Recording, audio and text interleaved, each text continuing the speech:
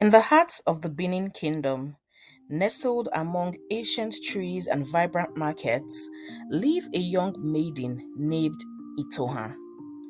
Unlike other girls her age, Itohan avoided gatherings and festivals, hiding behind her mother's hut or disappearing into the forest trails. Her reason was simple but heavy. She believed she was too big, too fat for anyone to look at without ridicule. The cruel laughter of her peers echoed in her mind even when no one was around. So, she kept to herself, finding solace in the songs she sang by the riverbank. Her voice was rich as the earth after rain, soft yet powerful, and it carried the tales of her ancestors in every note. However, Itoha did not recognize the beauty of her voice. For her, singing was simply how she soothed her loneliness. Every day, she would sit by the water's edge, dip her toes in the cool current, and let her melody float freely on the breeze. Little did she know that fate was about to change her world in ways she could never have imagined. Itoha's family was once prosperous, harvesting yams and selling woven craft in the marketplace, but a series of misfortunes, including droughts, pest infestations, and a fire that ravaged their storehouse, plunged them into debt. Though her parents loved her dearly, they began to see Itohan's marriage as a way out of their financial trouble. Still, they wanted to protect her from scorn. Her mother tried to shield her from hurtful rumors, but nothing could fully erase the shame Itohan felt from her peers' mockery. When she passed through the village square, a group of girls laughed at her size, their words like sharp thorns. Hmm, look at her, so big like an elephant. She will scare away all the men. The echoes of their laughter lingered in Itoha's mind long after she fled to the riverbank. Those moments hardened her belief that love was not meant for someone like her. A few days later, on a sunlit afternoon, Itoha's voice floated across the gentle waves of the river as she sat at her usual spot, singing to ease her heart. Just then, Osaze, a young man from a neighboring village, happened to pass by as he traveled to the market.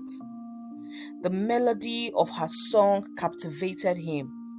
It was smooth, soulful, and tinted with sorrow and hope all at the same time. Following the sound, he emerged from the trees to find Itoha lost in her song. When she finally noticed his presence, her face flushed and she ran as fast as her legs could carry her. She was certain that he would laugh at her, but Osaze didn't laugh. Instead, he called out to her, "Wait! Don't go! Your voice is the most beautiful thing I have ever heard." Those words stopped her in her tracks. As they were both trying to catch their breath, Osaze gently repeated his praise. "Your voice is so beautiful," he said. Itoha felt a warmth spread through her chest, a warmth she had never felt before. In that moment, she allowed herself to feel a tiny sparkle of hope. Maybe, just maybe, someone could see beyond her size. After that first meeting, Osaze made frequent trips to the riverbank. He claimed he was checking on the fishing traps he had set downstream, but the truth was evident. He wanted to hear more of Itoha's voice and to be near her kind spirit. Each time they met, he would persuade her into singing, and slowly her shyness around him began to melt away. They would talk for hours about their lives, Itohan shared tales of his childhood, how he learned to climb trees with his father, and how he dreamt of setting up trade routes beyond the kingdom's borders. Itohan confessed her fears of judgment and her struggles with feeling unworthy. Yet, in Osaze's presence, she felt lighter, freer, as though a weight were lifted from her heart. No longer was she a shy maiden hidden away from the world. She was now a young woman whose laughter flowed like the river. Even Itohan's parents took note of her brighter countenance whenever she returned from her secret rendezvous. They didn't know Osaze's identity, but for the first time since their hardship began, they saw a spark of happiness in their daughter's eyes. As the bond between Itohan and Osaze grew stronger, villagers began to speculate. Some saw the pair strolling along the river's edge, laughing in hushed tones. Hmm, why will Osaze, the handsome young man from the next village, spend time with a girl like Itohan? Hmm. Whispers spread like wildfire, fueled by a mix of genuine curiosity and spiteful gossip.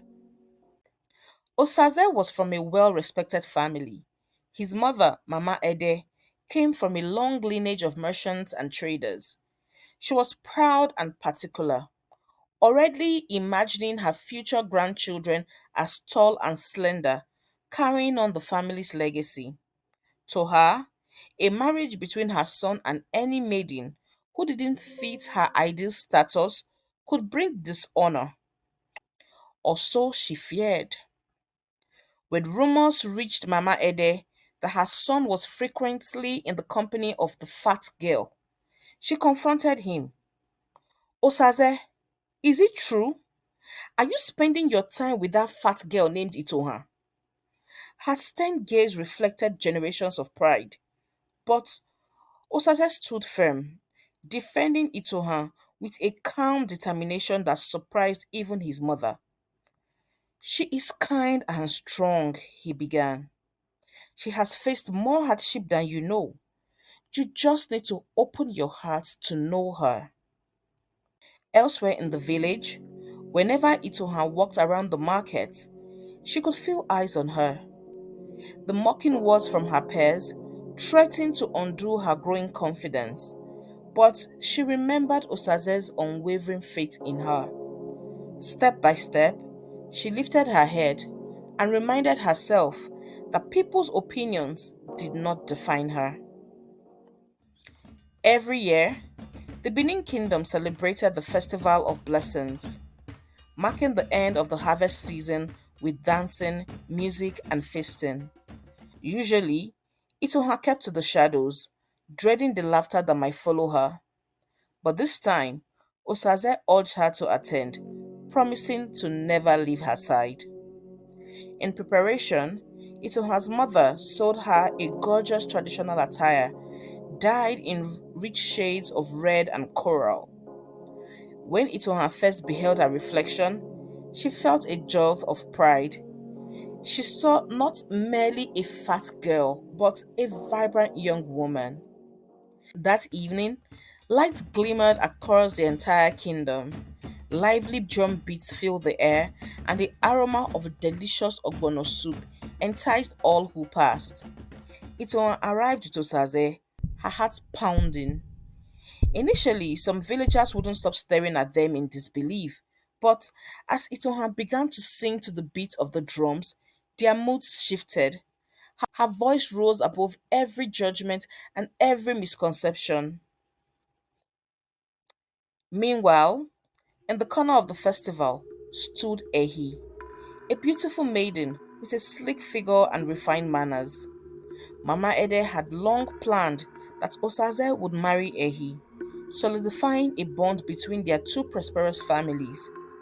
Ehi herself had grown up with the notion that Osaze was destined to be her husband. Now, she watched from the shadows, her eyes burning with envy. After the festival's final drum roll, Osaze guided Itohan away from the crowd, to their favorite spot by the river bank. The moonlit water shimmered as it reflected the stars in the sky. There, beneath the silent watch of ancient trees, Osaze bared his heart. Itohan, from the moment I heard you sing, I knew you were special, he began.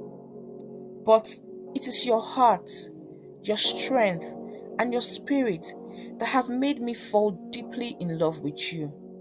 I love every part of you, Itohan. Every curve, every fear, every hope. Tears welled up in Itohan's eyes, not from sorrow, but from shared joy. She admitted she felt the same, that she too had fallen for his kindness, his steadfastness, and the way he made her feel seen for the first time. It was such a beautiful moment, but unknown to them, their bliss was about to hit a rock. The debts owed by Itohan's parents had spiraled further out of control. Years before, when a deadly pest infestation ruled their harvest, Itohan's father had borrowed heavily from Chief Osage, a man of considerable wealth and influence. When they were unable to pay, the chief had requested for their daughter as payment for their debts. Although he already had 5 wives, Chief Osage wanted Itohan as his sixth wife. He was one of those men who believed that the best way to show off their wealth was to marry as many wives as possible. Under social pressure, Itohan's parents had reluctantly promised her hand in marriage to erase the debt. Though they cared for her happiness, they were desperate to preserve their family from ruin. Itohan had agreed to this arrangement. After all, at the time she didn't believe anything good could come out of her life. Now, the time had come to fulfill their agreement. If you have enjoyed this video so far, do not forget to give us a thumbs up, drop a comment, subscribe, and share the story. Now, let's go back to the story. Like that wasn't enough trouble. Words of Osaze's connection to Itohan continued igniting new conflicts in Osaze's family.